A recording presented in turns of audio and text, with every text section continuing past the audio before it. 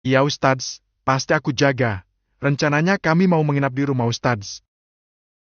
Jawab Ara. Dan Ustadz jangan khawatir, aku sudah menemukan pengacara untuk menangani kasus Ustadz. Dan untuk Guandi, saat ini aku sudah berusaha untuk melaporkan perbuatannya, tinggal menunggu hasil visum saja. Timpal Chandra. Ahlan tersenyum penuh haru, berulang kali mengucapkan terima kasih pada Chandra. Ahlan beralih menatap Helwa. Kamu pulanglah dulu, ingat jaga kesehatan, lebih-lebih kau sedang hamil saat ini. Jangan terlalu larut dalam masalah ini, kita pasrahkan semuanya pada Allah, apapun yang terjadi nantinya. Nasihat Ahlan.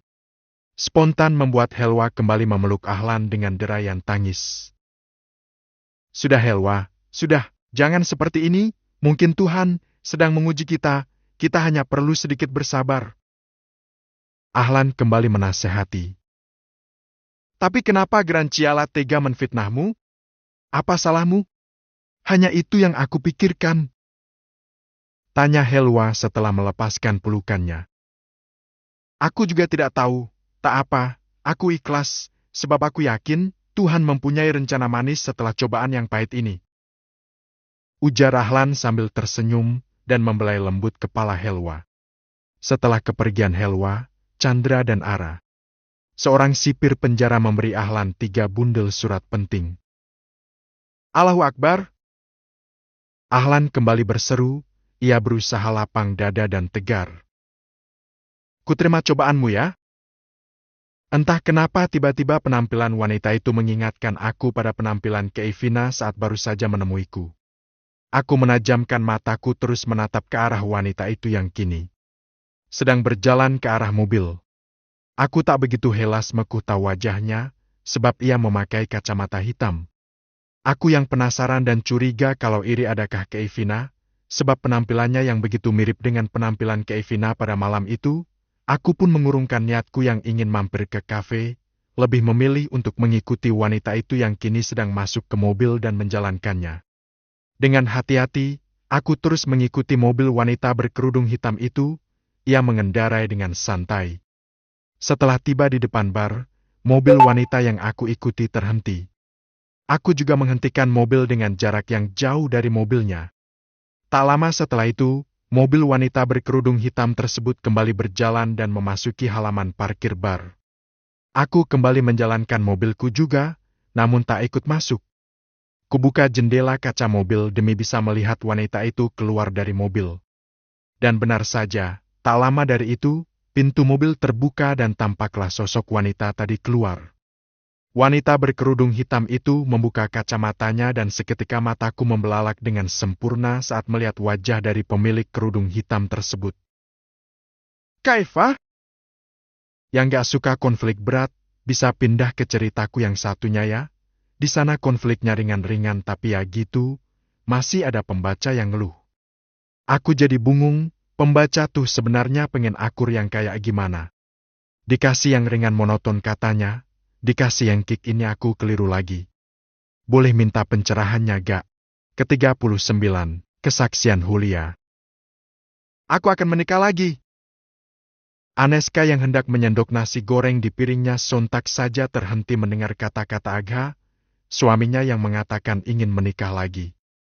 Namun hal itu hanya sebentar.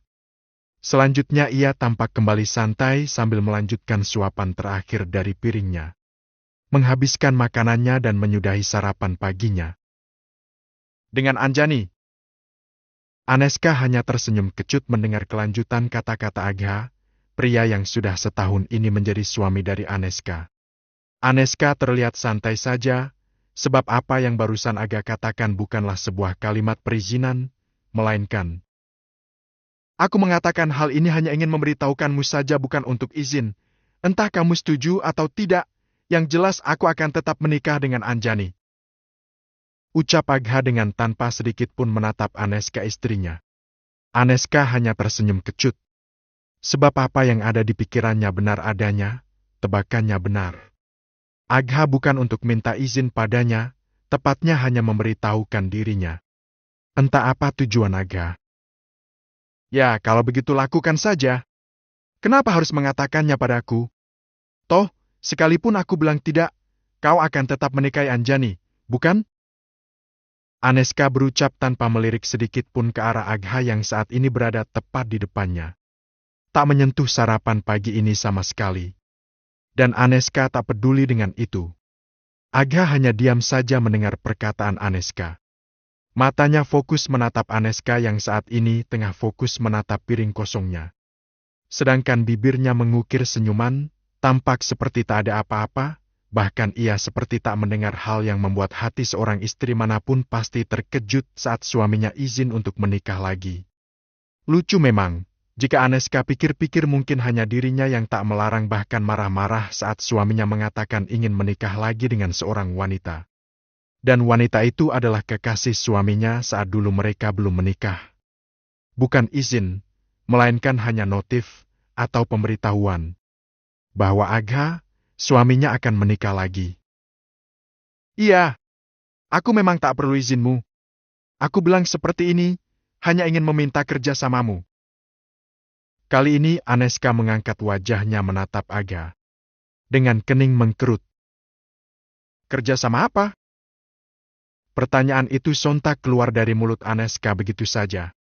Sebab heran saja kenapa tiba-tiba Agha mengatakan ingin kerja sama dengannya. Aku harap kau tak akan memberitahukan tentang pernikahan keduaku ini pada papa, lebih-lebih mama. Sebab aku akan membawa Anjani untuk tinggal bersamaku di sini. Ucap Agha tampak ringan saat mengatakannya seolah Halmid bukan ia katakan pada Aneska, istrinya. Aneska tersenyum kecut. Sekuat apapun ia berusaha untuk tidak sakit hati, namun ia hanya wanita biasa, tentunya mendengar permintaan Agha begitu sakit. Bukan ia tak terkejut saat tadi ia mendengar penuturan Agha untuk menikahi Anjani, kekasih Agha sebelum Agha dinikahkan dengan dirinya oleh orang tua Agha, yang mana juga orang tua Aneska, walaupun orang tua angkat. Aku tak janji untuk bisa merahasiakan ini pada papa dan mama. Setelah berucap, Aneska segera berdiri dari kursinya. Namun sebelum itu ia menyambar tasnya dan langsung melangkah pergi keluar dari rumah tanpa pamit seperti biasanya pada Agha sebelum ia berangkat bekerja. Meskipun Agha tak pernah menganggap dirinya sebagai seorang istri bahkan tak pernah menghargainya, namun Aneska tetap menganggap bahkan menghargai Agha sebagai suaminya.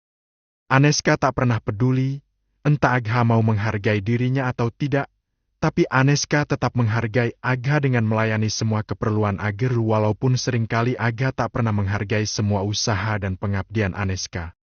Namun kali ini rasa untuk menghargai Agha sebagai suaminya mulai pudar tatkala Aneska mendengar penuturan Agha yang ingin membangun hubungan lagi dengan wanita yang dicintainya. Anjani. Sepertinya kalau tantangan kita hanya bisa one night stand dengan wanita yang ada di klub malam atau, ya, wanita cantik di luaran sana yang biasa kita gaet. Kayaknya itu terlalu mudah, deh. Celetuk Abian. Abian atau yang lebih akrab dipanggil Bian adalah pemilik kafe yang lagi viral-viralnya sebab menu dan desain kafenya yang agak berbeda pada kafe umumnya. Sebab aku rasa kalau hanya wanita itu saja, sangat gampang untuk memenangkan taruhan kita. Aku butuh wanita yang lain dari biasanya.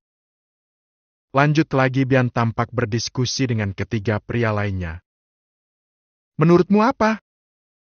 Reza bertanya. Aku ingin tantangan kita kali ini dengan wanita yang agak berbeda. Janganlah yang mudah kita dapati. Tanggap Abian. Sambil menatap ketiga pria di depannya. Lalu? Kali ini Dewa yang bertanya. Membalas tatapan Abian. Aku ingin tantangan kali ini kita bisa merayu wanita yang bekerja di kafeku. Lalu mengajaknya one night stand. Buset, ya, kali kita mau nolak. Malah yang ini semakin gampang. Sebab aku yakin mereka butuh uang. Aku pancing dikit dengan uang saja aku pastikan malam ini aku akan memenangkan taruhan. Reza tampak percaya diri akan kemampuannya. Tak heran, dengan bermodalkan wajah tampannya ia memang paling sering memenangkan taruhan. Tapi wanita kali ini aku yang tentukan. Ucap Abian dengan mata memindai satu persatu ketiga pria yang duduk di sana.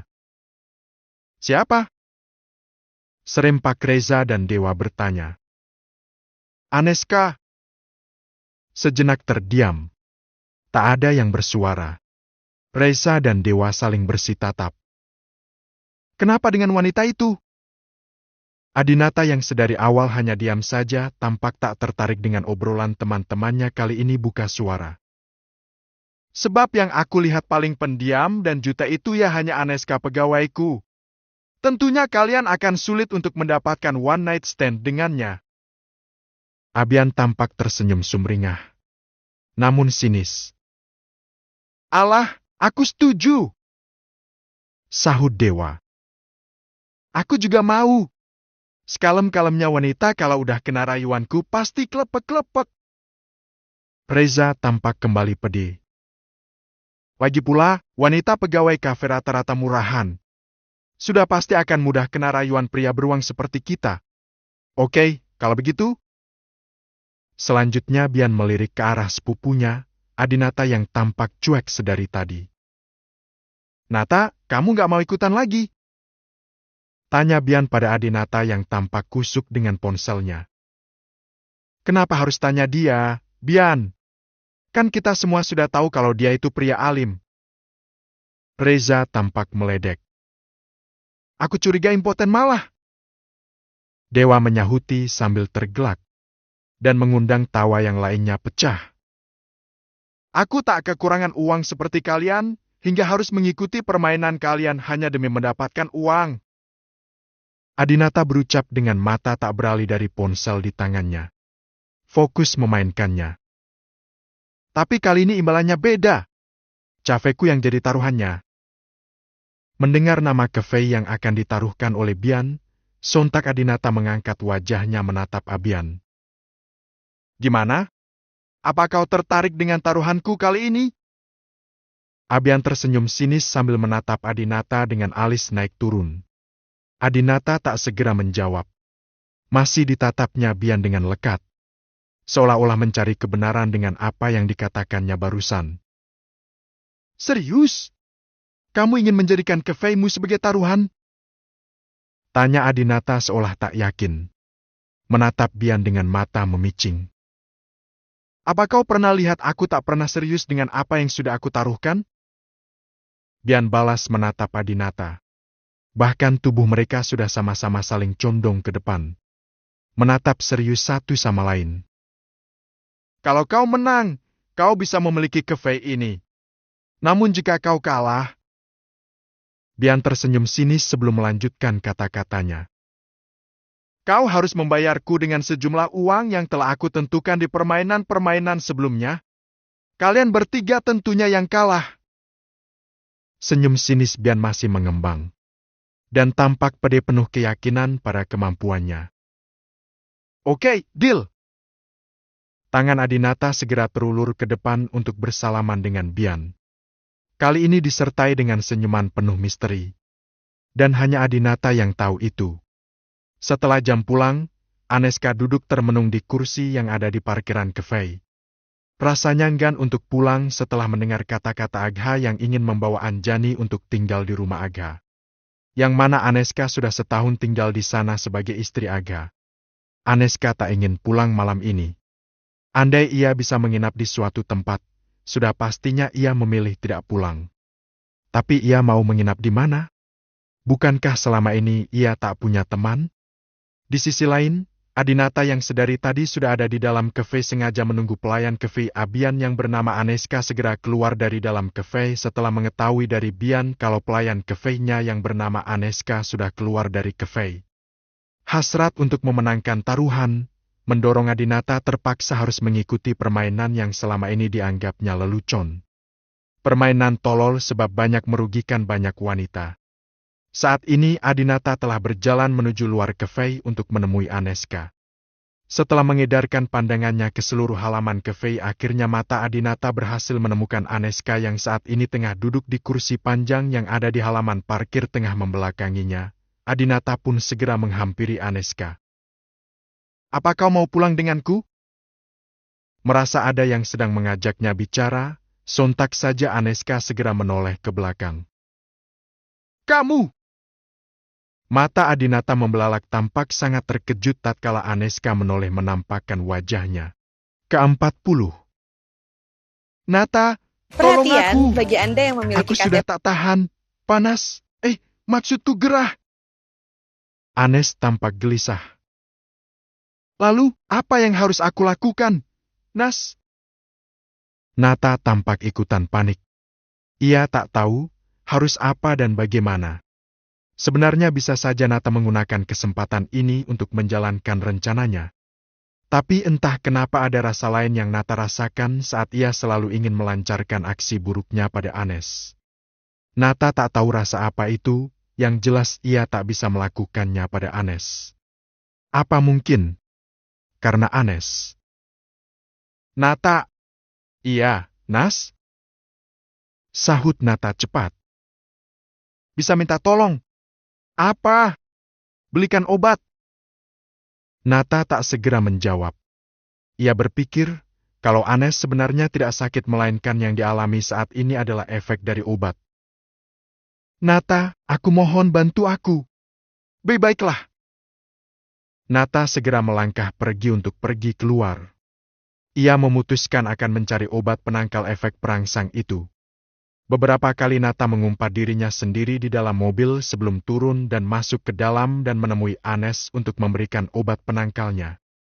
Bukannya memanfaatkan keadaan untuk bisa memenangkan pertaruhan dari Bian, ia malah menolong wanita itu.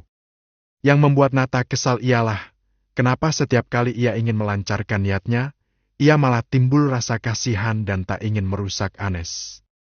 Tiba-tiba saja bayangan 10 tahun yang lalu selalu hadir seolah mencegah Nata untuk melakukannya pada Anes dan merusak wanita itu. Nata mengambil ponselnya. Lalu dipandanginya wallpaper ponselnya yang merupakan foto dirinya dengan Tara. Ia menzoom wajah cantik Tara dan senyumnya yang membuat ia jatuh cinta dan menerima tawaran Tara untuk menjadi kekasihnya. Nata sadar, cukup lama hubungan asmara yang telah ia dan Tara jalani. Ada rasa dilema di hati Nata saat ini. Antara ingin memperjuangkan Tara dan ingin merusak Anes. Saat pikiran Nata kembali mengingat sudah berapa lama ia menjalin asmara dengan Tara dan bagaimana Tara begitu tulus memberikan perhatian dan cintanya pada dirinya. Nata juga tahu bagaimana dirinya dan Tara memperjuangkan hubungannya sehingga bisa mendapatkan restu dari orang tua Tara. Nata masih ingat bagaimana ia dan Tara bekerja keras, menabung untuk bisa membeli kafe Abian, namun tetap saja Abian bersikeras untuk tak ingin menjual kafenya pada siapapun dan harga berapapun. Oleh karena itu, Nata memasukkan obat penangkal untuk Anes ke dalam dashboard mobil. Kemudian Nata melangkah memasuki villa untuk menemui Anes dengan membawa maksud buruk. Maafkan aku, Nas. Nata membatin seraya terus melangkah menuju kamar Aneska. Entah setan apa yang telah merasukinya hingga ia sekarang bisa tega untuk merusak wanita yang selama ini ia cari. Entahlah. Nata sendiri bingung kenapa harus mencari wanita itu. Padahal tak begitu penting buat Nata juga kehidupannya. Setelah tiba di depan kamar Anes, tanpa ragu-ragu Nata mengetuk pintu kamar Anes dengan penuh kemantapan. Hati Nata sudah tekad akan memenangkan taruhan Bian agar bisa mendapatkan kafe Bian yang tentunya nanti ia juga bisa mendapatkan restu dari Papa Tara. Lama Anes tak membukakan pintu untuk Nata. Hingga Nata harus mengetuk untuk kedua kalinya barulah Anes membukakan pintu untuk Nata. Iya, Nata. Anes menyundul dari balik pintu. Itu, Nas. Obatnya. Tidak perlu, aku sudah mendapatkannya. Mata Nata membelalak. Tentu saja ia panik saat Anes bilang telah menemukan obatnya. Berarti Anes tahu kalau ia sedang terpengaruh obat perangsang? Nata membatin.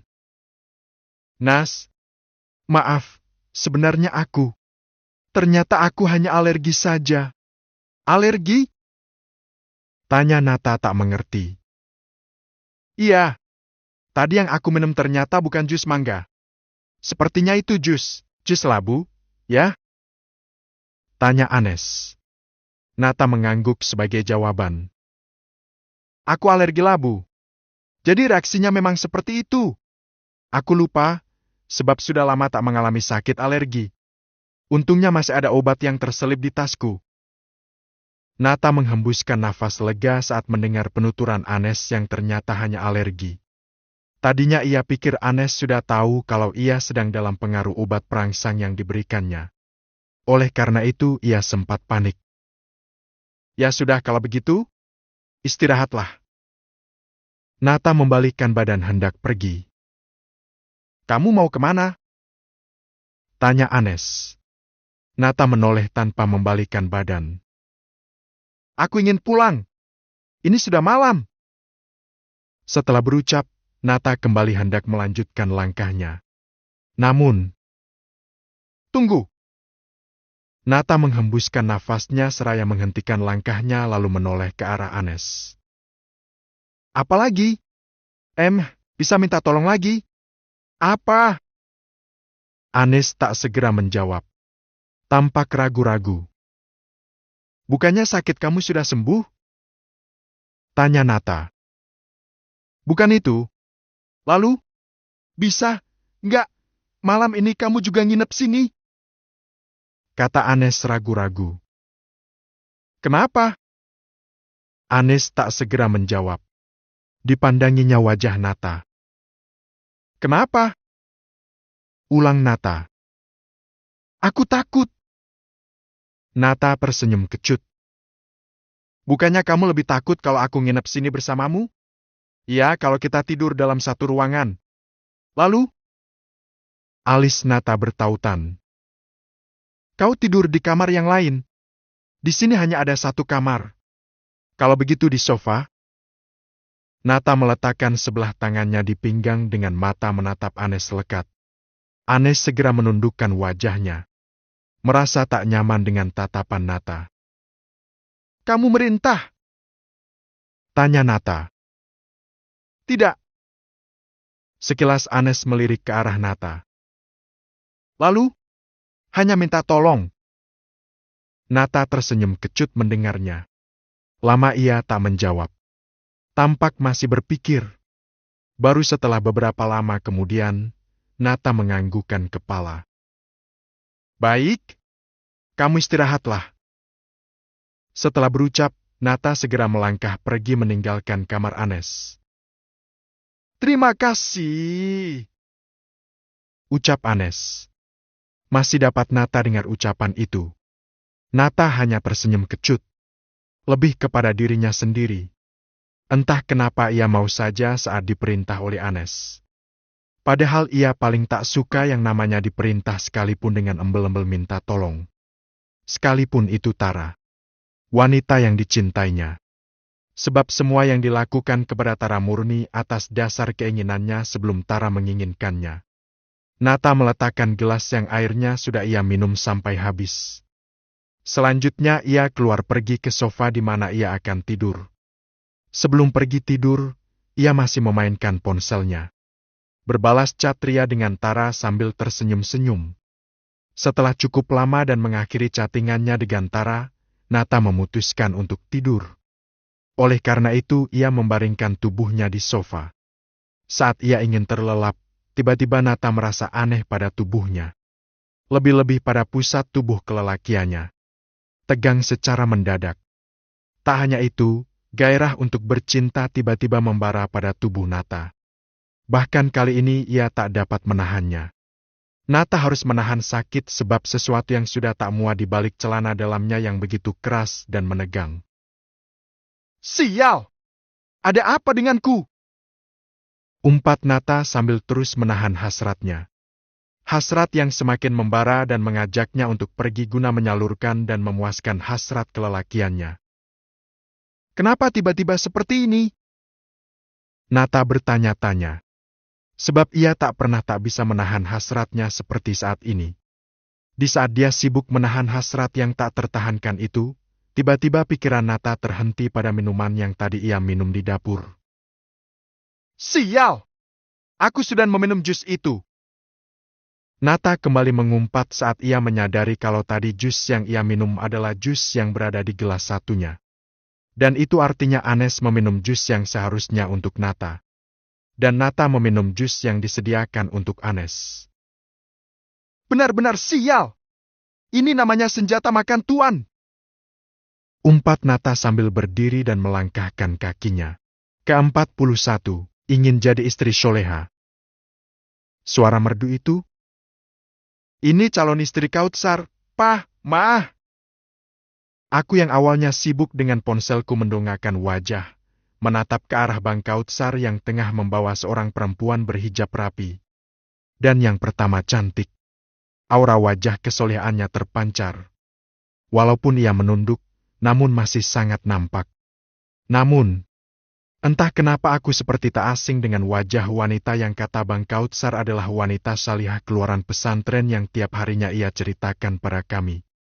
Terutama papa dan mama. "Masya Allah, kau memang tak salah memilih calon istri Ast," ujar mama tampak bangga. Memahbah Kautsar anak kebanggaannya. Beda halnya denganku. Ast adalah panggilan untuk Bang Kautsar, yaitu Utsar.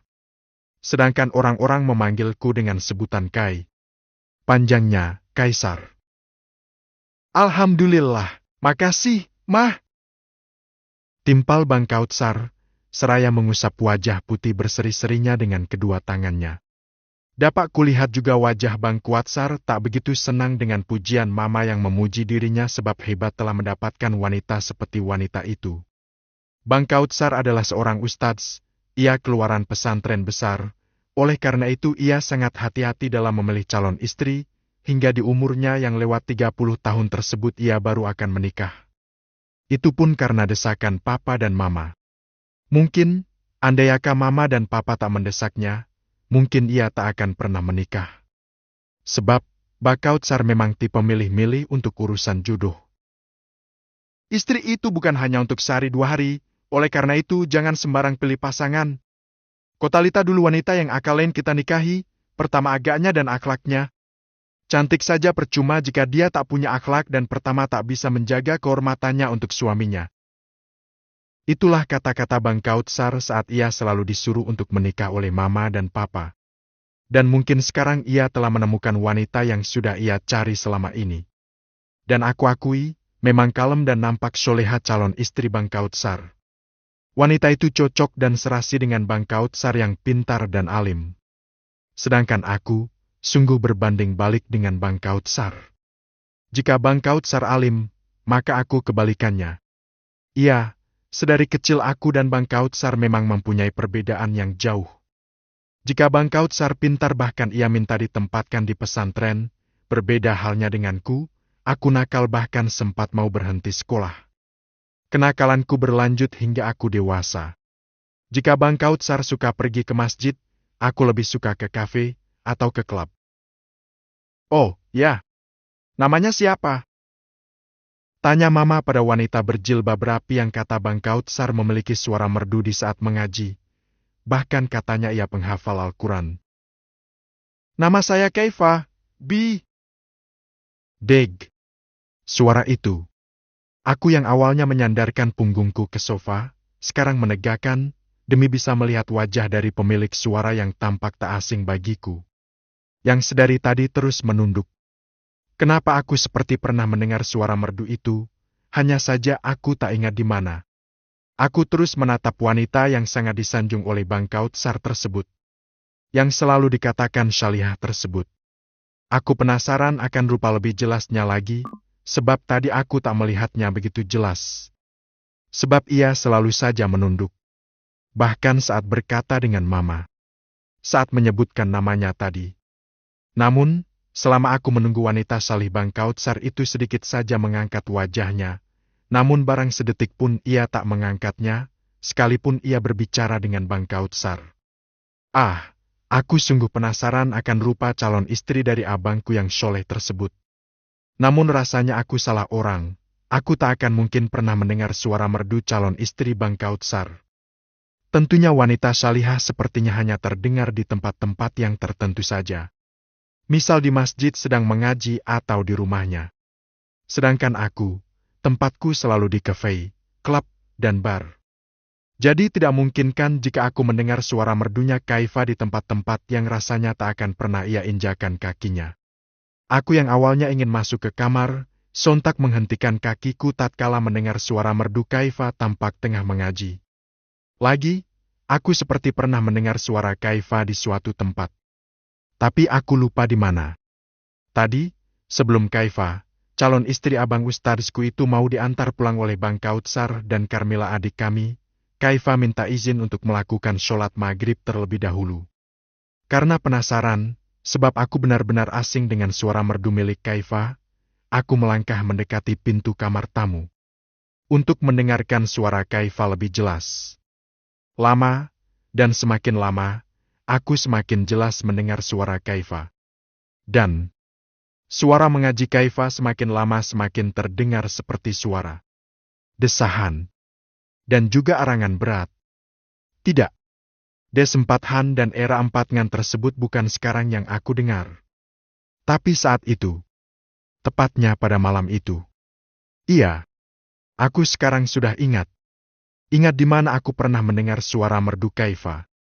Namun bukan saat mengaji seperti ini, namun suara merdu desha dan nerengan penuh kenikmatan. Dan itu aku dengar sendiri di kamar hotel. Bersamaku. Pada malam itu. Aku sangat ingat betul dengan suara desahan itu. Hanya saja aku tak ingat dengan orangnya, sebab kala itu cahaya kamar lampu hotel remang-remang. Namun untuk kejadian itu aku sangat ingat betul. Bahkan saat kami melakukannya. Dan aku tak bisa move on dengan kejadian itu. Bahkan aku pernah berkeinginan untuk mengulangi kejadian tersebut. Dengannya, sebelum ia menghilang bak di telan bumi. Lalu, apakah wanita yang sekarang tengah mengaji di dalam kamar sana adalah wanita yang sama yang ada di kamar hotel bersamaku pada malam itu? Ceklek! Aku terkesiap saat tiba-tiba pintu kamar tamu dibuka dari dalam. Dan aku ketahuan telah diam-diam menguping suaranya. Kamu! Kaifa menunjuk wajahku tampak terkejut. Dan, jelas sudah sekarang wajah Kaifa seperti apa. Ia sangat cantik. Bahkan aku tak pernah melihat wajah cantik seorang wanita, selain Kaifa. Mata Kaifa melebar tampak terkejut.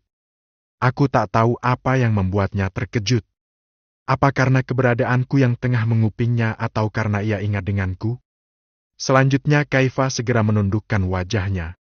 Entah karena menghindari tatapanku yang menelisik wajahnya atau karena ia menjaga pandangannya. Terdengar ia bersuara kecil, berseru, beristighfar. Lagi, bukan suara istighfar yang aku dengar. Namun suara Kaifa sampainya ke telingaku seperti desahan dan erangan penuh kenikmatan. Kenapa aku bisa seperti ini? Selalu teringat dengan kejadian itu. Permisi. Kaifa melangkah hendak melewatiku. Kamu wanita yang datang ke kamar hotelku pada malam itu, bukan? Sontak langkah Kaifa terhenti mendengar pertanyaanku. Apa maksud pertanyaan ini? Kaifa bertanya dengan masih menunjukkan pandangannya. Tidak salah lagi. Kau wanita yang masuk ke kamar hotelku, lalu merayuku mati-matian hingga aku luluh. Dan kita pun melakukan apa yang seharusnya tak kita lakukan. Apa? Kaifa terkejut, namun masih tak mengangkat pandangannya. Kau Kevina? Kali ini Kaifa mengangkat wajahnya, menatapku dengan mata membola. Ke-42. Setelah tiba di tempat tujuan, Anes melangkah di belakang Nata memasuki villa. Villa ini terawat, kok? Hanya saja jarang ditempati. Tapi setiap harinya ada yang membersihkan. Jadi kamu gak perlu bersih-bersih. Ucap Nata sambil terus berjalan. Siapa? Tanya Anes. Apanya? Yang membersihkan? Pelayan. Oh. Kenapa? Aku kira istrimu. Aku belum punya istri. Aku single. Anes hanya menatap tanpa menanggapi. Selama beberapa saat hening. Nata terus berjalan dan Anes terus membuntutinya di belakang. Apa kau juga akan tidur di sini? Sontak pertanyaan itu membuat Nata menghentikan langkahnya dan menoleh ke arah Anes. Kenapa? Mata Nata memicing menatap Anes. Anes tak menjawab. Tatapannya penuh kecurigaan pada Nata. Kamu curiga padaku? Nata tersenyum kecut seraya tangannya bertengger di pinggangnya. Kenapa pria asing sepertimu mau membantuku? Hei, Nas, bukannya tadi ini sudah dibahas? Di zaman sekarang orang yang baru saja kenal tidak akan menawarkan kebaikan secara tiba-tiba. Bahkan sebelum mengenalnya. Kecuali, tapi aku mengenalmu, Nas. Sela Nata dengan cepat dan matanya menatap Anes serius. Mengenalku? Raut Anes tampak keheranan. Sontak Nata kembali tersadar bahwa ia barusan kembali keceplosan. Kapan kita pernah bertemu? Tanya Anes penasaran. Heran tentunya tiba-tiba Nata bilang mengenalnya. Lupakan saja. Nata kembali hendak melangkah. Apa kita sebelumnya sudah saling kenal, Nat? Nata segera menoleh dan kembali menatap Anes. Jadi kau sudah ingat aku? Nata tampak sumringah. Kening Anes mengkerut mendengar pertanyaan Nata. Ingat kamu? Tanya Anes semakin heran dengan pertanyaan Nata. Tadi kamu manggil aku, Nat. Nata perlahan melangkah mendekati Anes. Bukannya tadi kamu memperkenalkan diri sebagai Adinata dan akrab dipanggil Nata? Nata mendesah seraya mengusap wajahnya. Ternyata ia sudah salah paham dengan cara Anes memanggilnya dengan Nat. Ada raut kecewa di wajah Nata. Ya sudah, ini kamarmu. Istirahatlah. Nata membuka pintu kamar untuk ditempati Anes. Dan tenang saja, aku tidak menginap di sini. Bahkan jarang. Aku hanya singgah untuk melepas penat dan berlibur biasanya. Jadi kau bisa tidur dengan nyenyak. Setelah berucap, Nata melangkah, berjalan melewati Anes. Kamu mau kemana? Pertanyaan Anes sontak membuat langkah Nata terhenti. Mau ke dapur, ambil minuman. Kamu mau juga? Tawar Nata. Anes menggelengkan kepala. Terima kasih. Mendengar itu, Nata kembali melangkahkan kakinya. Kalau gratis, mau juga? Nata sekilas menoleh sambil tersenyum kecut. Apa kau sudah punya jalan untuk mendapatkan kafe itu, sayang? Suara lembut dan penuh kemanjaan memenuhi indera pendengaran Nata. Belum, tapi mungkin sebentar lagi. Jawab Nata. Saat ini ia sedang berteleponan dengan Tara, kekasihnya. Syukurlah, lega aku mendengarnya. Sebab dengan begitu, jalan menuju pernikahan kita akan berjalan mulus. Tara dan Nata berpacaran dimulai pertama kali masuk kuliah. Setelah Nata dan Tara sama-sama sukses, mereka memutuskan untuk menikah. Namun ayah Tara meminta mas kawin yang sungguh memberatkan Nata. Yaitu meminta ke Fei Abian, sepupu Nata. Nata tahu, bukan ke Fei Abian sebenarnya yang ayah Tara incar, melainkan tempat ke Fei Abian yang terletak di tempat yang begitu strategis, dan nantinya akan dibuat perusahaan bisnis oleh ayah Tara. Tanah lapangan itu pernah menjadi sengketa, namun Nata tak tahu kenapa tiba-tiba orang tua Abian yang bisa memenangkannya. Nata, apa kau masih di sana? Lamunan Nata langsung buyar oleh panggilan suara lembut Tara. Iya, Tara. Aku mendengarkannya. Sekarang aku lagi berusaha untuk mendapatkan apa yang ayah kamu mau. Ah, sayang, aku semakin cinta sama kamu.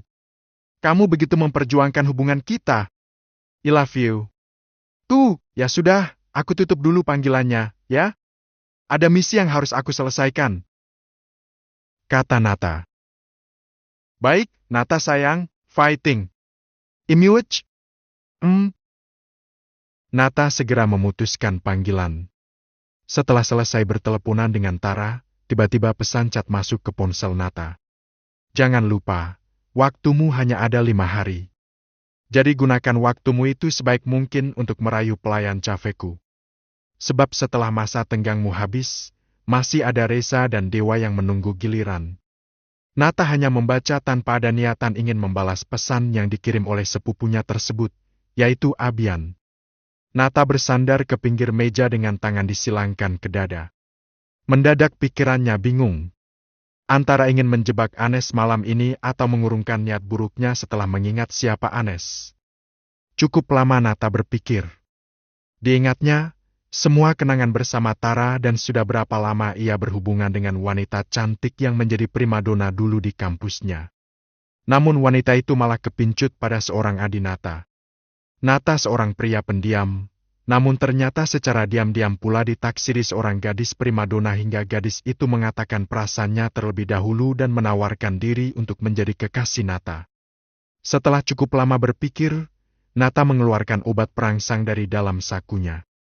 Kemudian melangkah ke arah meja dapur dan membuat minuman untuk dirinya dan juga Anes. Setelah minuman itu jadi, Nata mencampurkan minuman Anes dengan obat perangsang tadi. Setelah beres, Nata pun membawanya untuk diberikan pada Anes. Saat tiba di depan pintu kamar Anes, tiba-tiba keraguan menghampiri diri Nata. Beberapa kali ia sudah hampir ingin mengetuk pintu kamar Anes. Namun ia selalu mengurungkannya. "Sial!" umpat Nata sambil mengusap wajahnya dengan kasar. "Bisa-bisanya aku kasihan pada wanita itu untuk merusaknya." Nata merasa kesal sendiri dengan rasa yang sekarang ia alami. Dengan perasaan dongkol pada dirinya sendiri, Nata meletakkan minuman itu di meja kecil yang ada di dekat pintu kamar Anes. Nata berdiri di dekat kolam renang dengan bersedekap dada. "Nata!" Nata segera menoleh saat mendengar namanya dipanggil. "Iya, apa?" Nata menatap Anes yang berjalan ke arah dirinya dengan tangan mengusap-ngusap tengkuknya. Apa kamu punya obat?" Tangan Aneska mengusap keringat di wajahnya yang tampak kemerah-merahan. "Obat apa?" tanya Nata. Matanya tak lepas menatap wajah Anes yang kemerahan. "Kau sakit?" tanyanya lagi. "Entahlah, tiba-tiba aku merasa garah. Tidak, bukan gerah lagi, tapi aku merasa kepanasan gitu."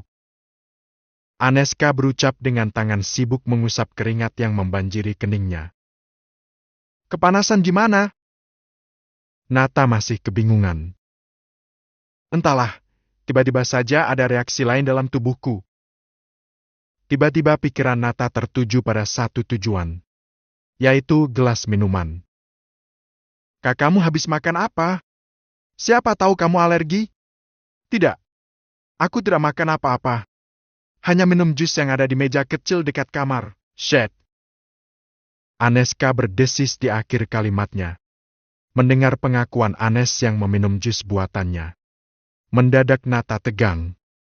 Ternyata Aneska telah meminum jus yang telah diberi obat perangsang oleh Nata.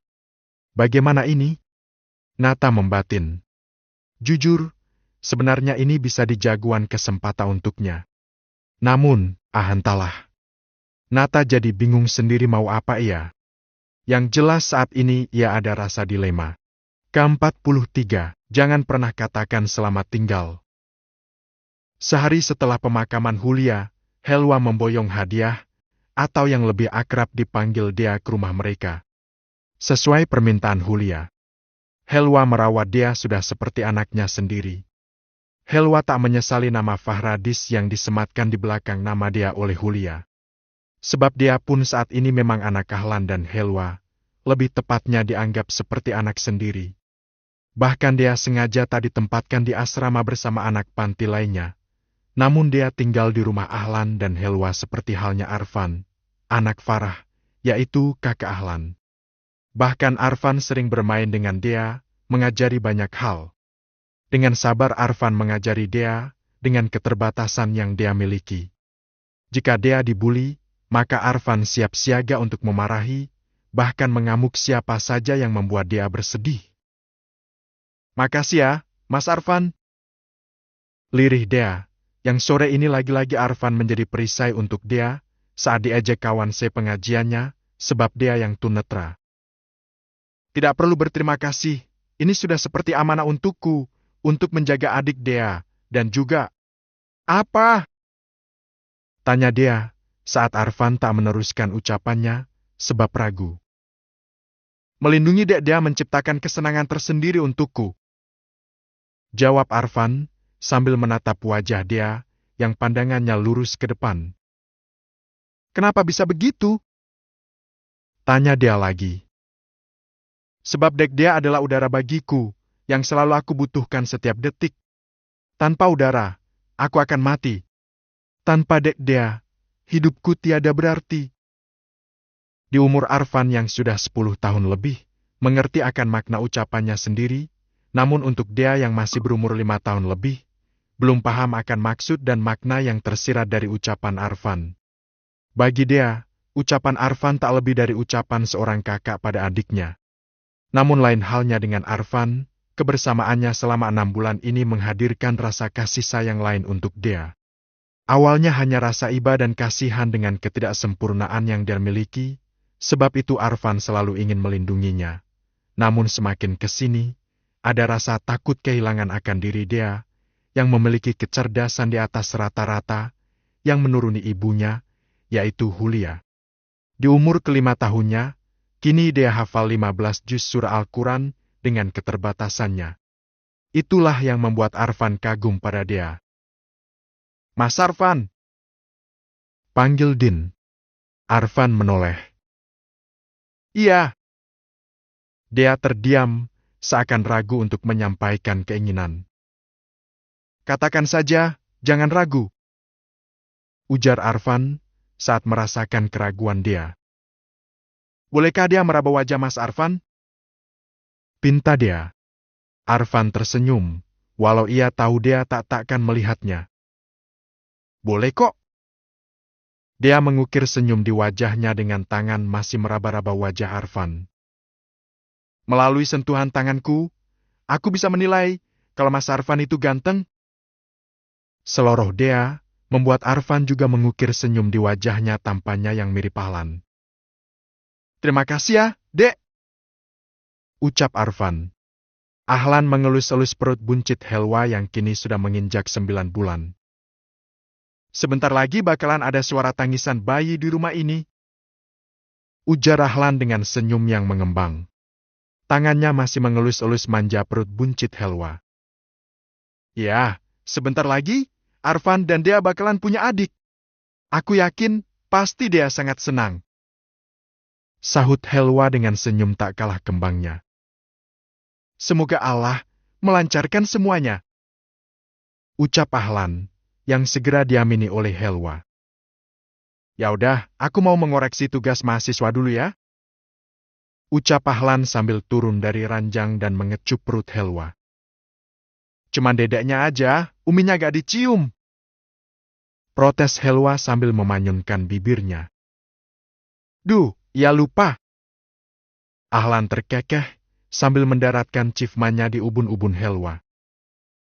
"Ya udah, aku tinggal dulu ya," pamit Ahlan sambil melangkah ke meja kerjanya yang ada di dekat jendela kamarnya. Setelah Ahlan terbukti tidak salah, Ahlan kembali mendapatkan surat panggilan untuk mengajar lagi. Arfan melihat sebuah mobil terparkir di halaman rumah Ahlan dan Helwa, yang diakini bukan punya abinya Ahlan. Belum sempat Arfan mengetuk pintu rumah, tiba-tiba dia keluar dengan dituntun seorang perempuan paruh baya, yaitu Karin.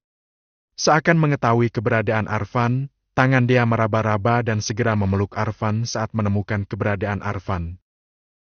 "Kamu tetap masku, Mas Arfanku. Kau masku tercinta dan tersayang," ucap Dea sambil meneteskan air mata. Semua orang menatap Arfan dan Dea dengan tatapan pilu.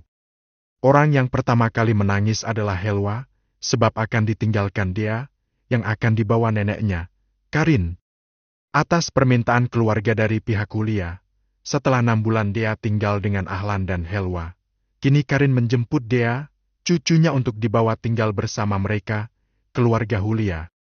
Selain Helwa yang sangat terpukul dengan kepergian Dea, yang sudah dianggapnya anak sendiri, Arfan juga orang yang sangat tidak merelakan kepergian Dea, yang sudah dianggap segalanya oleh Arfan. Helwa ikut menghambur, membaur ke pelukan Arfan dan Dea. "Umi sangat menyayangimu anakku Dea. Umi sudah janji sama mamamu Hulia bahwa Umi akan menjagamu sampai detak jantung Umi terhenti. Umi sayang kamu Dea," isak Helwa Sungguh sangat berat bagi Helwa untuk berpisah dari Dea, yang bisa menyalurkan kerinduannya pada Hulia, si malaikat penolongnya melalui Dea, anaknya. Yang ada kemiripan Hulia di diri Dea. Sudah siap Dea sayang? Ayo ikut Bibi. Hari ini kita harus berangkat keluar kota. Keluargamu yang lain sudah menunggu. Nana, kakak Hulia menarik Dea dari pelukan Arfan dan Helwa. Tolong Bibi, jangan bawa Dea dari sini. Pinta Arfan dengan air mata yang menetes. Maafkan Bibi nak, Bibi tetap harus membawa Dea pergi.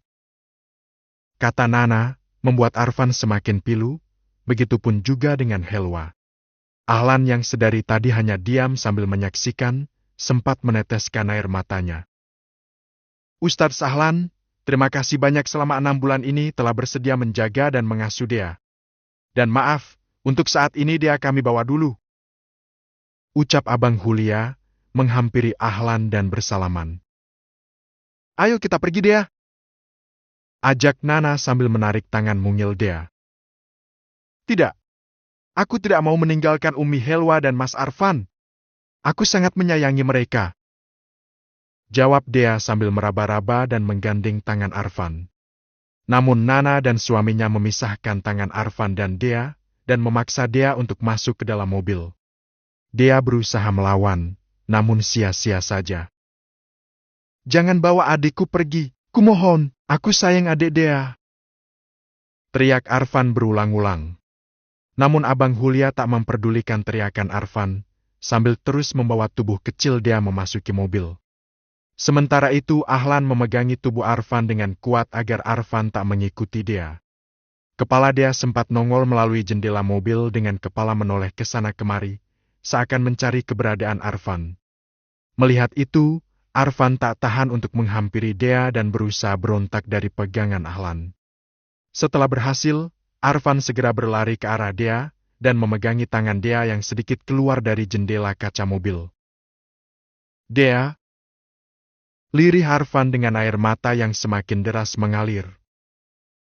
Jangan lupakan Dea ya Mas.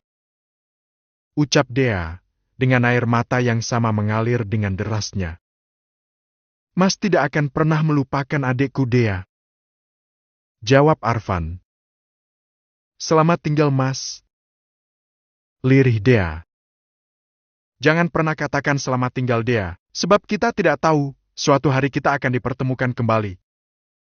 Ucap Arfan, seakan tak terima dengan kata-kata Dea, saat mengucapkan selamat tinggal. Mobil yang ditumpangi Dea mulai berjalan. Lambaian tangan mengiringi kepergian Dea dengan rinayan air mata. Dada Deaku, semoga kelak kita dipertemukan kembali. Lirih Arfan, pilu. Ke-44, Akal Firdaus Fahradis. Sekitar jam 9 pagi, Helwa membuka gorden kamar. Ia melirik ke arah Ahlan yang tengah terbaring di ranjang. Sehabis sholat duha tadi, Ahlan memang izin lanjut tidur sebentar pada Helwa, mendadak ngantuk katanya, setelah semalam begadang sebab rapat tentang pembangunan pondok pesantren panti asuhannya yang akan dibangun di samping rumah Ahlan. Helwa tersenyum saat melihat mata Ahlan yang terpejam bergerak-gerak sebab silau. Akibat dari cahaya matahari yang menyelinap masuk dari celah jendela saat Helwa menyingkap gorden. Helwa berusaha menghadang cahaya matahari yang menerpa wajah Ahlan dengan tubuhnya, sehingga membuat Ahlan tampak kembali pulas dengan tidurnya. Timbul ide jahil Helwa, ia kembali menyingkirkan badannya yang menghadang sinar matahari, hingga sinar itu kembali menerpa wajah Ahlan, dan membuatnya menggerak-gerakkan mata dan menyipitkannya. Helwa tersenyum melihatnya, entah kenapa ia merasa terhibur dengan itu, hingga ia lakukan hal tersebut berulang-ulang, hingga mentok Ahlan membuka matanya, dan melihat ulah jahil Helwa yang tengah berdiri di depan jendela. Ahlan tersenyum sambil melirik Helwa. Nyenyak sekali ya tidurku. Ujar Ahlan sambil duduk dari posisi baringnya dan mengusap wajahnya. Enggak, kok. Masih baru. Cibir Helwa sambil duduk di pinggir ranjang. Ahlan mencebik sambil tersenyum sinis. Baru bangun maksudnya. Lanjut Helwa sambil terkekeh ringan, membuat Ahlan tak tahan untuk mengacak-acak rambut Helwa. Lalu tatapan Ahlan beralih ke perut buncit Helwa dan mengelus-elusnya juga mengecupnya. Ahlan masuk ke kamar dengan tangan membawa segelas susu hamil dan meletakkannya di nakas kamar. "Jangan lupa, susunya diminumnya nanti," ingat Ahlan sambil melirik Helwa yang tengah berteleponan dengan mamanya. Helwa mengangguk sambil berjalan ke arah Ahlan dan menyuapi bubur yang tadi ia bawa dari dapur. "Enak?" tanya Helwa setelah selesai bertelepon. "Selalu enak kok," tanggap Ahlan sambil mengusap pelan kepala Helwa. "Oh ya, aku keluar dulu. Mungkin pulangnya nanti agak sorean, mau menghadiri undangan ceramah," tutur Ahlan. "Gak apa-apa kan?" tanya Ahlan meyakinkan. Helwa tersenyum kalem dan manis. "Gak apa-apa, nanti kalau ada apa-apa aku bisa hubungi," ucap Helwa. "Baiklah, kalau ada apa-apa cepat hubungi nanti ya," ucap Ahlan memastikan, yang dijawab anggukan oleh Helwa.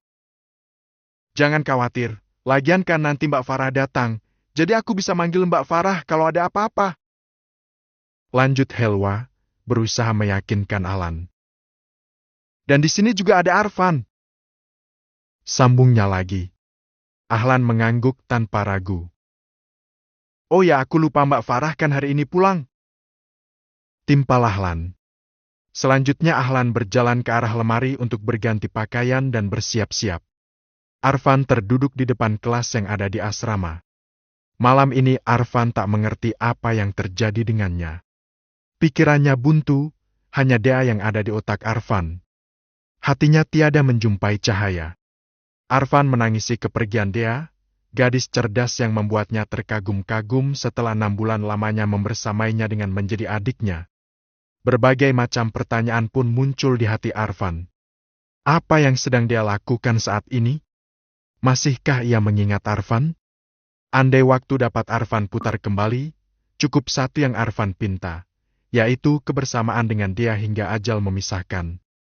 Namun Arfan teringat dengan kata-kata nasihat abinya Ahlan yang sama terpukulnya dengan kepergian Dea, bahwa mereka hanya manusia biasa yang hanya dapat meminta, namun Allah yang menentukan. Ingatan Arfan tertahan ke masa-masa saat ada Dea. Ia tak pernah merasa kesepian, sebab selalu candu akan suara Dea saat melantunkan ayat suci Al-Quran yang telah dihafalnya sebagian juz. Bagi Arfan, di umur Dea yang masih 5 tahun lebih telah hafal sebagian juz ayat Al-Quran adalah sebuah keistimewaan besar baginya. Air mata Arfan kembali mengalir, di setiap ingatannya melayang tentang kebersamaannya dengan Dea. "Untukmu Dea. Hadiah. Ia engkau merupakan hadiah dari Allah untukku. Aku rindu saat-saat kebersamaan kita, engkaulah pelipur laraku, air mata kasih sayang berlinang karenamu. Karenamu hadiahku. Karena aku merindukanmu. Merindukan suara indah mengajimu." Tangan Arfan begitu lincah menggoreskan tinta pen di atas kertas, menulis puisi kerinduannya pada Dea. Sehabis sholat Isya Helwa langsung berbaring di ranjangnya, tak sempat mengaji terlebih dahulu seperti biasanya. Sebab mendadak perutnya terasa nyeri campur mulas. Semakin lama, sakitnya semakin hebat, hingga tidur pun ia tak bisa. Helwa berdiri untuk mengambil gawainya untuk menelpon Ahlan yang dari siang belum datang, begitupun juga dengan Farah, yang tadinya bilang akan tiba di rumah habis maghrib, namun sampai sekarang belum tiba. "Assalamualaikum Helwa," ucap Ahlan saat panggilan terhubung. "Waalaikumsalam, bisakah pulang sekarang? Sepertinya aku mulai kontraksi, aku sudah tidak kuat lagi," jawab Helwa sambil meringis menahan sakit dan menarik nafas lalu menghembuskannya dari mulut. "Subhanallah, jadi sudah mau lahiran?" tanya Ahlan antusias. "Sepertinya iya, bisa kan cepat pulang, Mbak Farah belum datang," jawab Helwa.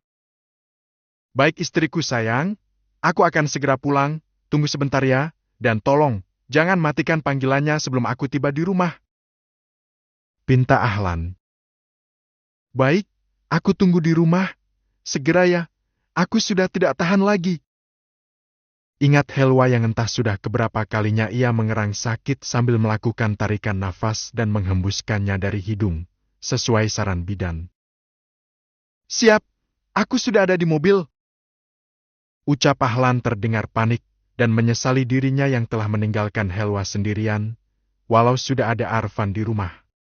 Sedangkan pembantu di rumah Ahlan sudah lama berhenti dan sengaja tak mencari penggantinya, sesuai permintaan Helwa, dengan alasan ia bisa melakukan pekerjaan rumah yang mana sudah menjadi tugas bagi setiap istri. Dengan masih memegang HP-nya yang panggilannya masih belum terputus dengan Ahlan, Helwa berjalan ke arah dapur. Helwa terjatuh sebab terpeleset saat menginjak lantai depan dapur yang basah. "Helwa, kamu kenapa?" Terdengar teriakan Ahlan yang tampak khawatir dari dalam HP Helwa, yang panggilannya masih berlanjut. Helwa tak kuasa untuk menjawab pertanyaan Ahlan. "Arg!" Helwa mengerang kesakitan bersamaan dengan darah mengalir dari selangkangannya. "Helwa, kamu kenapa?" Setelah tiba di rumah sakit, Helwa segera dibawa ke ruangan ICU oleh Farah. Helwa bersyukur, untungnya Farah datang di waktu yang tepat hingga bisa menolongnya. Kondisi Helwa sangat lemah, sehingga diharuskan untuk infus. Tak lama selang dari itu, Ahlan datang dengan tergopoh-gopoh. "Helwa." Lirih Ahlan saat tiba di pinggir ranjang Helwa. "Maafkan aku yang lalai ini." Ahlan menggenggam tangan Helwa, sambil sesekali tangannya mengusap air matanya yang mengalir begitu saja. "Aku tidak apa-apa, jangan menangis." Helwa tersenyum, sambil sesekali meringis menahan sakitnya kontraksi. Tak lama dari itu dokter masuk dan menghampiri Helwa dan Ahlan, sedangkan Farah menunggu di luar bersama Arfan. "Kondisi ibu Helwa sangat lemah, hingga tidak memungkinkan untuk melahirkan normal," ujar sang dokter. "Lalu dok?" tanya Ahlan dengan raut wajah panik. "Terpaksa ibu Helwa harus melahirkan secara sisur," terang dokter. Helwa menggelengkan kepalanya. "Tidak, saya ingin melahirkan secara normal. Insya Allah saya bisa dok melahirkan normal," ujar Helwa menolak saran dokter. "Tapi Helwa, aku bisa, percayalah," potong Helwa. "Yakin?" tanya Ahlan sambil menatap Helwa. "Insya Allah aku bisa, dok. Bisakah aku melahirkan secara normal?" Tatapan Helwa beralih ke dokter perempuan yang masih berdiri di samping Helwa. "Saya ingin melahirkan secara normal, tidak sisir. Saya kuat insya Allah," tutur Helwa. Sang dokter tersenyum sambil membelai lembut kepala Helwa. "Baiklah kalau itu mau ibu," jawab dokter. Selanjutnya dokter memberi arahan pada Helwa untuk mengejan saat pembukaan telah ke-10. Sekuat tenaga Helwa berusaha mengejan untuk mengeluarkan bayinya. Ahlan memberi kekuatan melalui genggaman tangannya dengan bibir yang tak henti-henti membacakan dzikir, sholawat dan ayat-ayat suci Al-Quran di telinga Helwa. "Ayo bu, sedikit lagi ibu berhasil," ucap sang dokter, membuat Helwa yang tadinya sangat lemah kembali bersemangat. Helwa lebih erat lagi menggenggam tangan Ahlan, dengan bismillah dan mengumpulkan semua tenaganya menjadi satu, lalu mengejan sekuat-kuatnya, dan pecahlah suara tangisan bayi bersamaan dengan senyuman Ahlan yang mengembang diiringi ucapan hamdalah dari mulut Ahlan. Helwa yang terlalu lemah dan tenaganya terkuras habis, kepalanya mendadak terasa berat, dan tiba-tiba tak sadarkan diri. "Helwa." Helwa terbangun saat mendengar suara Ahlan yang tengah mengadzani bayinya. Perlahan Helwa membuka matanya, hal pertama kali ia jumpai adalah Ahlan yang tengah menggendong bayi mungil. Menyadari Helwa telah sadar dari pingsannya, Ahlan melangkah mendekati Helwa, sambil tersenyum Ahlan memberikan bayinya pada Helwa. "Sedari tadi ia menunggumu bangun untuk disusuinya," ucap Ahlan. Helwa duduk dari posisi baringnya dan bersandar ke depan ranjang rumah sakit. "Dia anak kita?" tanya Helwa sambil mengambil alih menggendong bayinya. "Iya, dia anak kita, Wajahnya sangat mirip denganmu. Ahlan duduk di kursi yang ada di samping ranjang. Dia cewek? Bukan, dia Ahlan Junior, namun wajahnya mirip sekali denganmu. Ahlan mengelus pipi bayinya yang masih kemerah-merahan tersebut. Lalu tangan Ahlan berpindah mengusap lembut kepala Helwa. Terima kasih ya sayang, kau sudah berhasil membuatku merasa jadi orang paling bahagia di dunia hari ini. Ujar Ahlan sambil menahan air mata harunya. Helwa yang tak kalah harunya hanya bisa tersenyum. Lalu siapa nama Ahlan Junior kita? Helwa melirik Ahlan. Sebenarnya aku sudah menyiapkan nama anak kita jika ia laki-laki, tapi kalau kamu juga punya, silahkan. Ucap Ahlan. Helwa tampak berpikir. Kalau Hanafi Al-Iski gimana? Ahlan menggelengkan kepalanya cepat. Enggak, jangan itu. Tolak Ahlan. Oke, kalau Haidar Al-Fatih? Enggak juga. Tolak Ahlan lagi. Maulana Abid Kudratullah? Aku kurang setuju. Usul Ahlan. Apa ya? Kalau Said Zainafillah? Kurang sreg. Helwa menghembuskan nafasnya, lesu. Ya udah, aku nyerah deh. Ucap akhirnya Helwa, setelah semua nama dari idenya ditolaknya semua. Helwa melirik Ahlan yang tengah tersenyum-senyum. Ya udah, mau dikasih nama apa bayi kita? Tanya Helwa tampak greget campur gemes dengan suaminya tersebut. Ahlan masih tersenyum sambil mengelus pipi bayinya. Apa? Akal Firdaus Faradis. Ke-45, Akal Fies Arfan. 7 tahun kemudian. Kini Akal, putra Ahlan dan Helwa telah tumbuh dewasa. Begitupun juga dengan Arfan, yang kini sudah menduduki bangku SMA, sedangkan Akal masih duduk di bangku kelas SD. Meskipun Arfan dan Akal sama-sama tumbuh di bawah naungan dan asuhan Ahlan dan Helwa, namun sifat Arfan dan Akal bertolak belakangan. Jika Arfan pintar, baik dan alim, lain halnya dengan Akal, yang tingkat kenakalannya tidak diragukan lagi. Bahkan sudah terkenal di kalangan masyarakat, kalau Akal si pembuat onar dan biang masalah. Tidak hanya itu, Akal juga memusuhi Arfan, sebab abinya, Ahlan terlalu mempercayai Arfan untuk meneruskan jejak Ahlan untuk mengasuh yayasan pondok pesantren yang kini sudah besar dan jumlah muridnya sangat banyak. Bahkan sekarang gelar Ahlan ada yang menyebutnya Kiai. Dan Arfanlah yang selalu bisa Ahlan andalkan andai kata Ahlan perlu bantuan.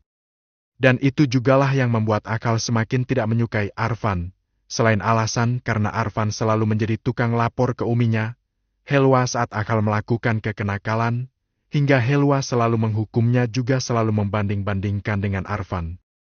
Namun hukuman Helwa selalu yang mendidik untuk Akal, yaitu wajib menghafalkan surat-surat Al-Quran yang telah Helwa tentukan.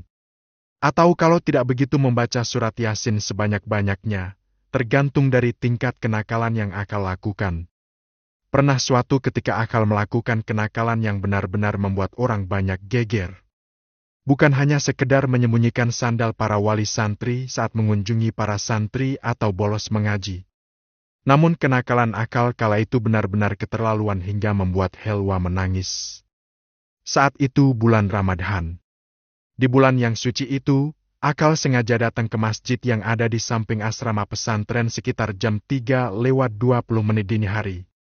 Tujuannya bukan untuk bertadarus atau salat malam, melainkan untuk membuat semua orang panik. Akal memukul beduk masjid sekuat tenaga, lalu membunyikan speaker dan segera mengumandangkan azan subuh. Tentu saja orang-orang yang awalnya masih sahur langsung menghentikan makan dan berbondong-bondong ke masjid untuk salat subuh. Ahlan segera mematikan speaker dan menggeleng-gelengkan kepala tanpa berucap. Kemudian Ahlan mengambil kebijakan dengan mengisi ceramah sambil menunggu waktu azan subuh. Kenakalan Akal tak hanya sampai situ. Saat jamaah sedang khusyuk mendengar ceramah Ahlan di dalam masjid, Akal malah sibuk menukar sandal jamaah pria dengan wanita. Akibatnya para jamaah kalang kabut dan kebingungan setelah turun dari masjid usai salat subuh. Akibatnya, Akal langsung disidang oleh Helwa, Kali ini Helwa tak begitu murka seperti biasanya. Namun walau begitu Helwa menangis. Menyesali akan dirinya yang tak mampu mendidik akal dengan baik. Kelemahan akal memang terletak pada Helwa, ia paling tak bisa melihat uminya menangis. Senakal-nakalnya akal, ia tahu dan masih bisa menghormati Helwa sebagai wanita surganya. Sehingga segera mungkin akal berlari ke arah Helwa dan bersimpuh sambil memeluk lutut Helwa, memohon Helwa agar tak menangis dan mengampuni kesalahannya. Akal juga berjanji tak akan mengulangi kesalahannya lagi. Akal pergi ke sekolah SD-nya dengan bersepeda.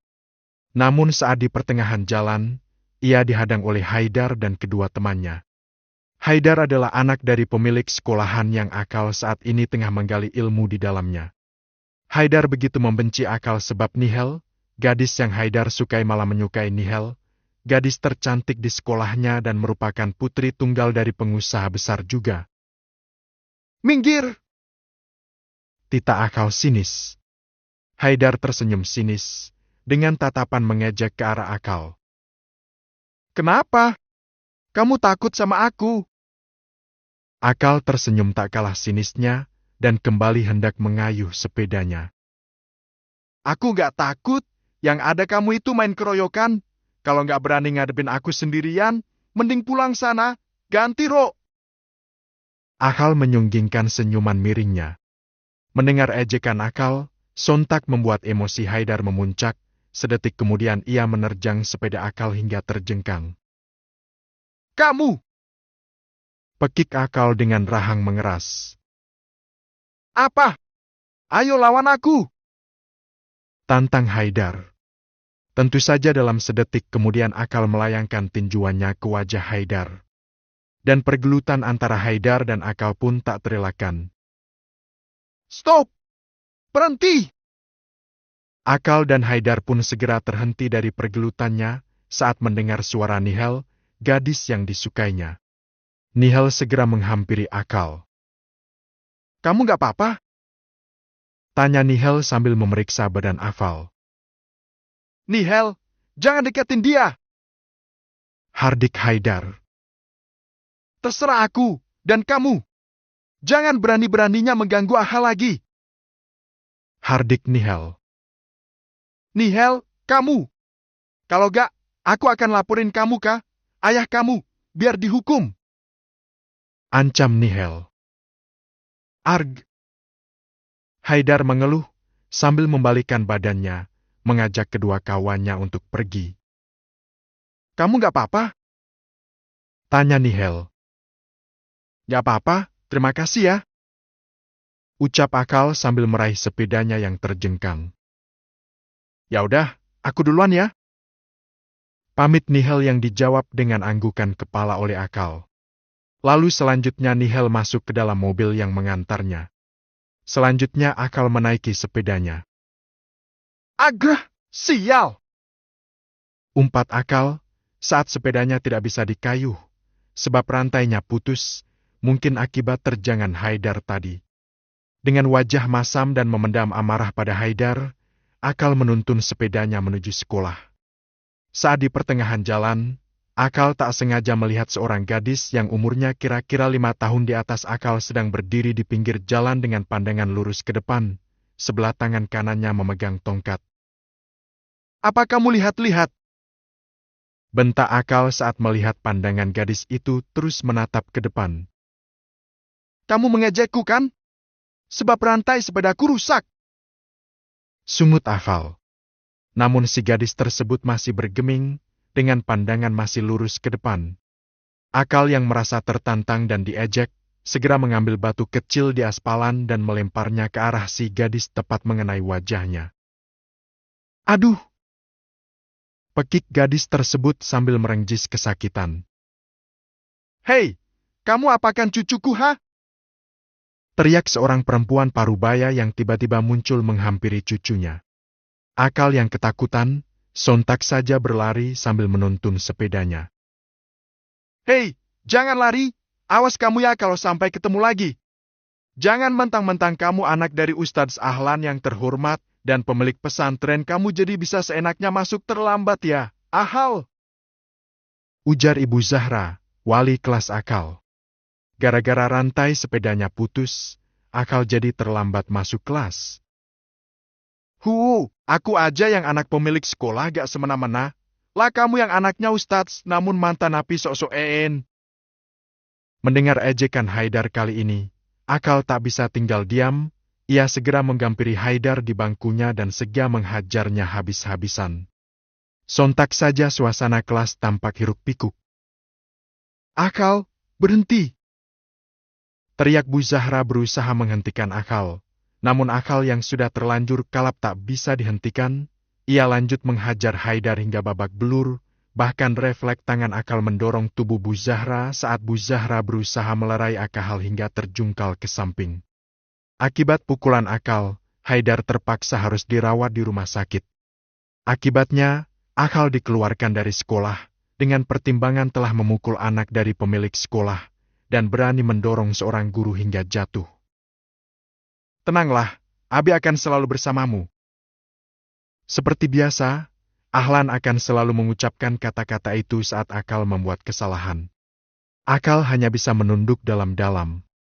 Saat turun dari mobil dan tiba di rumah, Akal melihat uminya. Helwa sudah menatap garang seakan mau menelan Akal hidup-hidup yang menunggunya di teras rumah. Ahlan hanya tersenyum saat Akal menatap dirinya. Seakan minta pembelaan dari Ahlan. Akal kembali menundukkan wajahnya dalam-dalam. Sudah siap menerima hukuman apapun yang akan diberikan uminya. Namun di luar dugaan Akal, Helwa hanya melenggang masuk ke rumah tanpa sepatah kata pun. Akal yang tak percaya itu, segera menyusul ke dalam, mengejar langkah Helwa. Umi, ini bukan salah Ahal, tapi Haidar duluan yang memancing-mancing emo. Cukup kamu menyalahkan orang lain Akal. Bentak Helwa. Salahkan dirimu sendiri, yang tak pernah bisa mengendalikan nafsu emosimu. Hardik Helwa. Seperti biasa, Ahlan hanya diam dan menyaksikan jika istrinya Helwa sudah memarahi Akal atas kenakalannya. Umi, sudah cukup sekarang Akal. Umi tak bisa lagi, mungkin ada benarnya saran Arfan. Ucap Helwa sambil duduk di sofa sebelah Ahlan. Ahlan hanya memijat-mijat bahu Helwa yang tengah dikuasai amarah. Apa, Mi? Tanya Akal ragu-ragu. Umi mau kamu masuk pesantren yang jauh. Ucap Helwa sambil memalingkan wajahnya, menyembunyikan air matanya. Mendengar itu, sontak Akal berlari dan bersimpuh di kaki Helwa. Tidak Mi, jangan masukin Akal ke pesantren. Ahal mau belajar di pesantren Abi saja, Mi. Raung Akal bermohon-mohon. Tidak Akal, kamu tidak bisa dipercaya lagi. Benar kata Arfan. Mungkin karena ini pesantren abimu sendiri sehingga kami begitu enteng. Tapi Akal tidak mau jauh dari Ummi. Kali ini Akal sesenggukan. Helwa bergeming, berusaha menyembunyikan isakannya. Akal sayang Ummi, Ummi surga Akal. Pilu Afal. Kalau begitu, ikuti kemauan Ummi, jika Akal menganggap Ummi surga Akal dan mengaku cinta dan sayang Ummi. Ucap Helwa lagi sambil menggigit bibirnya. Tapi Mi, maaf nak, Umi tetap dengan rencana Umi, ini demi kebaikanmu juga. Setelah berucap, Helwa berdiri, melangkah masuk ke kamar. Ahal mengangkat wajahnya menatap Ahlan. Abi, Umimu benar nak. Potong Ahlan, sambil mengusap kepala Akal. Lalu selanjutnya Ahlan menyusul Helwa ke dalam kamar. Akal segera berdiri dengan mengepalkan tangannya dan menghadang Arfan yang kebetulan lewat. Kamu sengaja bukan? Menyarankan ini pada Umi agar aku dibuang jauh dari sini dan kamu menjadi satu-satunya penerus Abi untuk mengambil pesantren ini. Rahang Akal mengeras sambil mencengkeram kerah baju Arfan. Aku tak selicik yang kamu kira Akal. Ucap Arfan sambil menghempaskan tangan Akal. Halah, ngaku aja, dasar anak yatim yang hanya numpang jadi anak pada abiku. Mendengar umpatan Arfan, entah kenapa emosi Arfan terpancing. Arfan kembali membalikkan badannya menghadap Akal. yang sebelumnya ia ingin pergi berlalu, tidak ingin meladeni akal. Iya, aku ingin mengambil pesantren ini. Meskipun kamu putra asli Abi Ahlan, tapi orang nakal dan tak punya akhlak sepertimu gak pantas menjadi pengasuh pesantren yang tempat mulia dan suci itu. Arfan berucap sambil tersenyum sinis. Selanjutnya, Arfan dan Akal saling membalikkan badan, melangkah mengambil jalan masing-masing. Ke-46, pertemuan menyakitkan. 13 tahun berlalu. Bulan ini tepat usia Dea yang sudah menginjak ke-25 tahun. Setelah melakukan operasi pencangkokan mata 10 tahun yang lalu, Dea kembali ke kota kelahiran mamanya, yaitu Hulia. Dea tumbuh menjadi wanita jenius, menuruni bibit unggul mamanya, Hulia. Menempuh sekolah dan S1 dengan percepatan. Jadi tak heran di usianya yang masih 25 tahun, ia sudah lulus S2 dan saat ini ia telah masuk universitas terbaik di kotanya untuk melanjutkan S3-nya.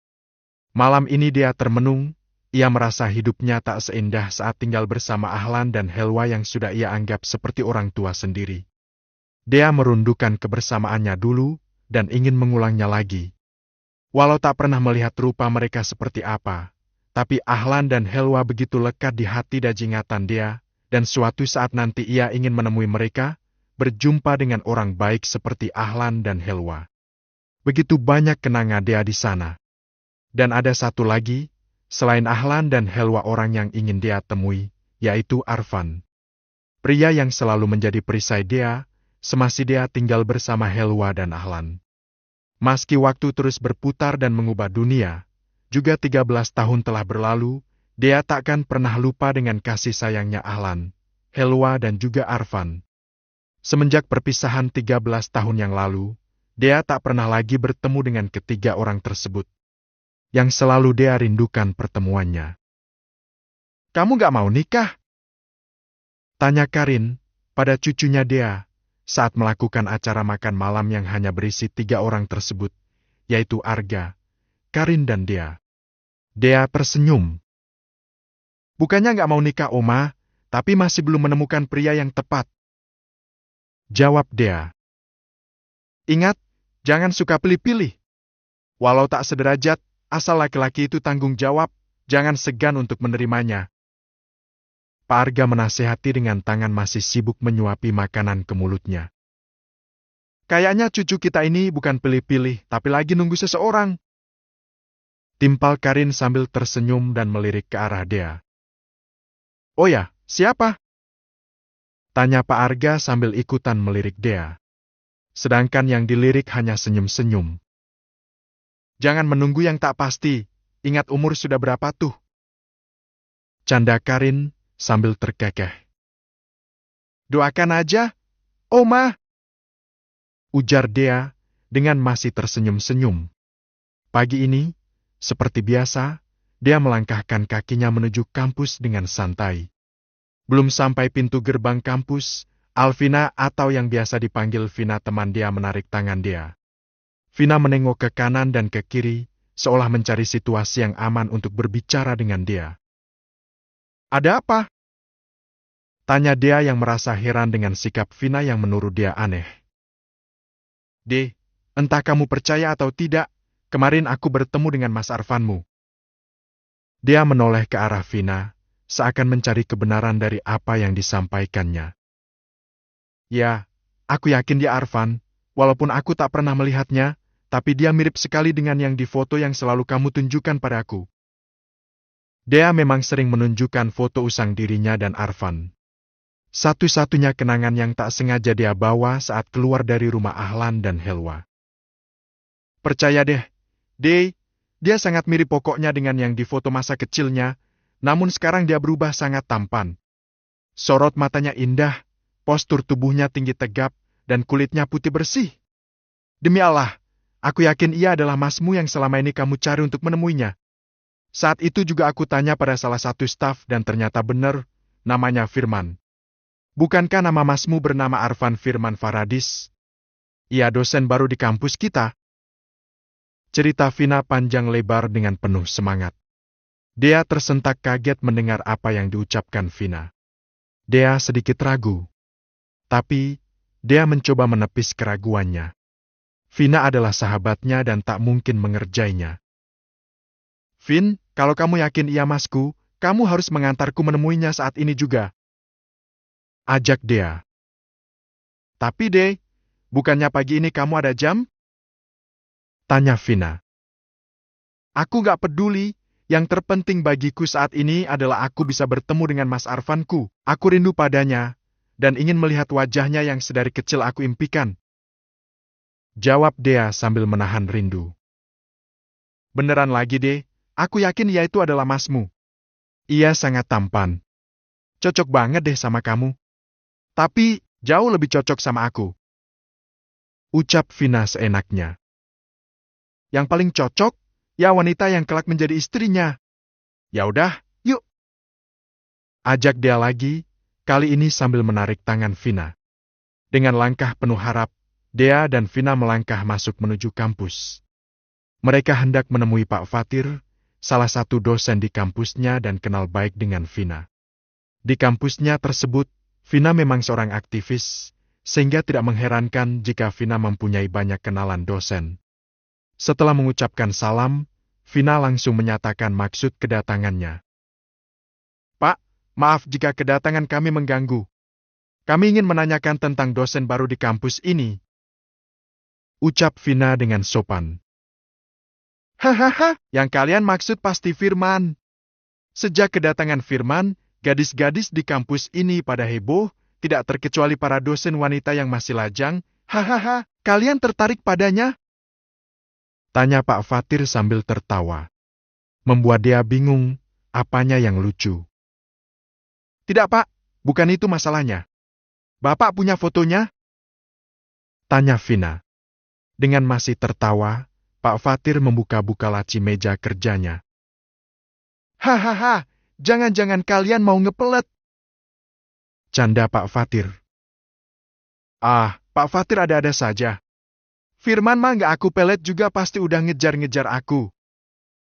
Ucap Vina dengan pede. Ya, ngejar kamu karena punya hutang. Pak Fatir kembali tertawa.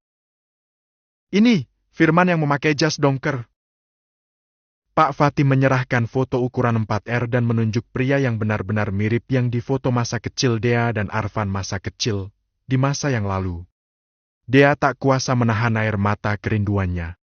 Ditatapnya foto pria tersebut, yang menurut Dea lebih tampan dari foto yang ia punya, saat Arfan masih kecil. De, aku yakin itu Arfan Firman Faradis, mungkin sekarang panggilannya berubah jadi Firman. Bisik Vina. Dia hanya bisa menganggukkan kepala, karena tak kuasa mengeluarkan kata-kata.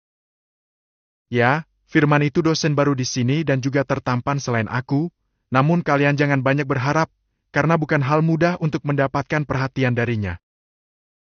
Jelas Pak Fatir. Selain itu, dia juga merupakan putra seorang ustadz besar dan memiliki pesantren yang santrinya lumayan banyak. Imbuh Pak Fatir. Benar, dia Mas Arfan Kufin. Ucap Dea lirih sambil meneteskan air mata. Mendengar ucapan Dea, Pak Fatir mengerutkan keningnya. Lalu sambil menggeleng-gelengkan kepala. Jika kalian ingin menemuinya, tunggu saja di sini. Tapi, mungkin agak siang ia baru datang, soalnya masih mau pergi ke pesantren adeknya dulu katanya hari ini. Jelas Pak Fatir. Setelah Dea dan Vina berterima kasih pada Pak Fatir, mereka berpamitan untuk menunggu pria yang diakini Arfan oleh Dea. Vin, aku yakin banget ia Mas Arfanku. Sorot matanya, hidungnya sama dengan yang difoto. Meskipun aku belum pernah melihatnya secara langsung, tapi hatiku berkata ia adalah Mas Arfanku.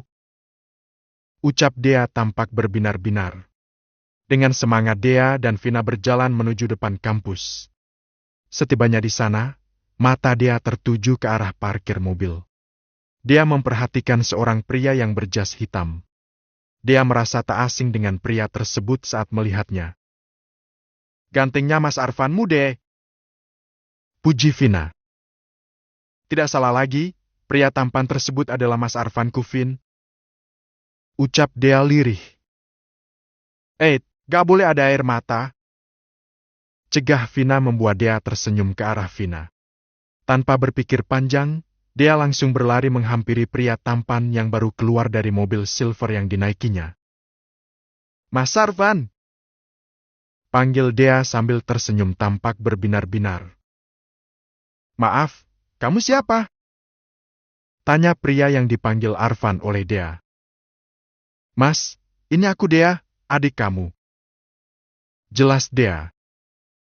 Maaf, namaku Firman, dan aku tidak pernah mempunyai seorang adik yang bernama Dea. Mungkin kamu salah orang. Setelah berucap, pria tersebut meninggalkan Dea. Dea sangat kaget mendengar tanggapan pria di depannya. Dia berpikir mungkinkan Mas Arvannya sudah melupakan dirinya. Pertemuan yang dia harapkan berubah menjadi kepahitan. Sakit yang dia rasa, saat orang yang dirindukan pertemuannya malah tak mengingatnya. Ke-47